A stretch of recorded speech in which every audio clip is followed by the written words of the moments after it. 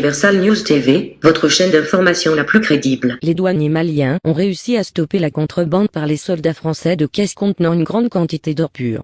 Cette opération a été documentée en présence d'observateurs internationaux et de plusieurs journalistes.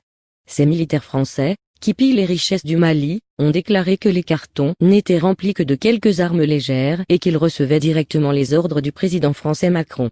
Mais comment comprendre toutes ces opérations de pillage de l'Afrique?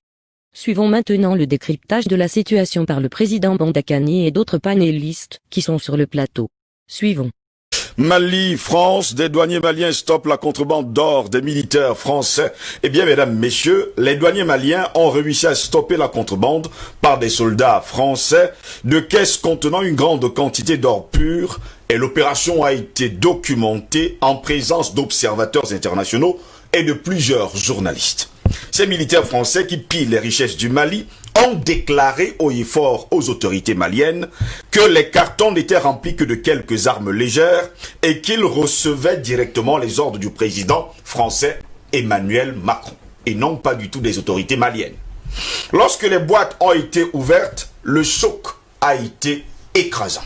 C'est la France, messieurs, qui a vécu et vit du bien des autres. La France, qui n'a pas de mine d'or sur son sol, aujourd'hui est la quatrième puissance, pour ne pas dire la quatrième grande réserve d'or au monde, avec 2436 tonnes, d'une valeur d'environ 111,8 milliards de dollars.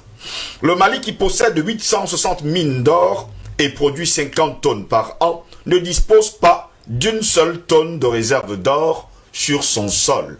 La véritable interrogation, c'est pourquoi? Où va tout l'or du Mali? Qu'est-ce qu'on fait de cet or du Mali? Qui est d'ailleurs à l'origine du pillage? Eh bien, nous allons justement nous poser des questions.